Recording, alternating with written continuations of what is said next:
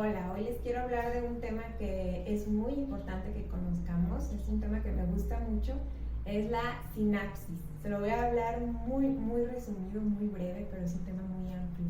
La sinapsis, mejor conocida como la comunicación entre células, entre neuronas. Aquí, por ejemplo, podemos ver dos neuronas. Las neuronas son redes inmensas de células que se comunican unas con otras, y la sinapsis es la comunicación entre ellas.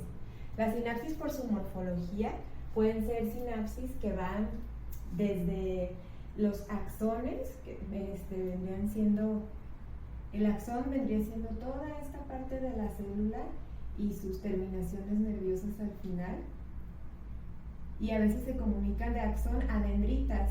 Dendritas se les llama como a estas terminaciones que están en el cuerpo, que a esto se le llama el cuerpo de la célula nerviosa.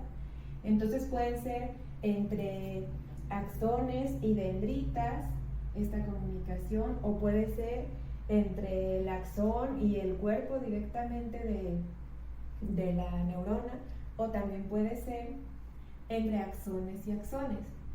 Y bueno, esa sería su parte morfológica, pero vamos a hablar de por su naturaleza. Las sinapsis pueden ser químicas o eléctricas. Las sinapsis eléctricas son menos comunes en los mamíferos, son más comunes en los invertebrados y otros tipos de animales, y son sinapsis que transmiten un impulso nervioso totalmente, o simplemente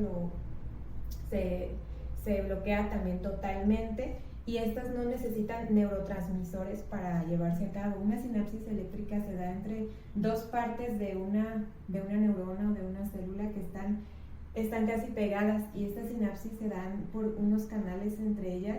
Se transmite el impulso eléctrico, y este impulso eléctrico se transmite a otra neurona, y es una sinapsis mucho más sencilla.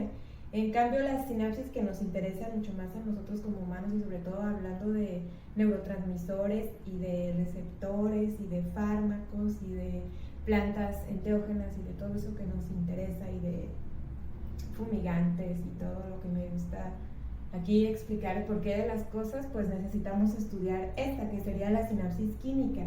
Para que se lleve a cabo una sinapsis química necesitamos tener, claro, nuestras dos neuronas, las terminaciones nerviosas, ya sea en cualquiera de sus formas morfológicas, pero se tienen que comunicar por algún lado, y la neurona presináptica, la neurona que va a hacer su función antes de la sinapsis. Aquí tiene unas vesículas, se le llaman vesículas presinápticas, que están llenas de estas sustancias conocidas como neurotransmisores, y que cuando esta neurona recibe un impulso nervioso, entonces se abren los canales de ciertas sustancias que están aquí afuera, como sería el sodio y el calcio, y al abrirse estos empujan a nuestras neurotransmisores que estaban guardados en estos saquitos. Entonces aquí se abren y sueltan aquí toda la sustancia. Aquí podríamos hablar de diferentes tipos de neurotransmisores, ya saben, adrenalina, noradrenalina, acetilcolina, serotonina, etcétera, etcétera. Pero estos neurotransmisores necesitan acá tener unos receptores que sean exactamente de la misma forma que es el neurotransmisor. Por ejemplo, se le llama a esto que encajan el neurotransmisor en el receptor como una llave en su cerradura. Imaginémonos que el neurotransmisor tiene esta forma, el receptor entonces tendría esta forma, y encajarían perfectamente.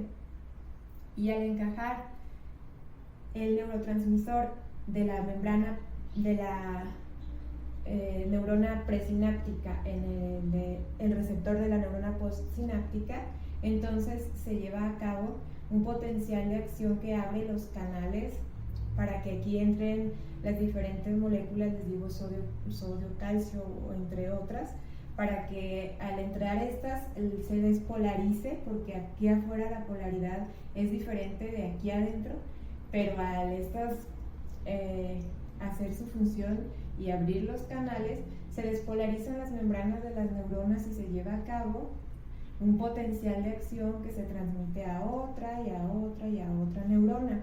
Pero se lleva a cabo durante algún cierto momento y tiempo, pero no es constante, sino es cuando se realiza esa descarga de neurotransmisores, que posteriormente son degradados por algunas enzimas que se conocen como enzimas como por ejemplo la acetilcolinesterasa, que degrada a la acetilcolina, evitando que se junte aquí toda la acetilcolina o cualquier otro neurotransmisor. Y además de que esas enzimas que están aquí junto con los receptores a un ladito degradan eso para que no se nos junte aquí demasiada de ese neurotransmisor y no nos vaya a ser tóxico, también bastantes de esos neurotransmisores se recaptan por la neurona presináptica, y al recaptarse por otro mecanismo que también ahorita no lo voy a explicar, se recaptan y vuelven a formar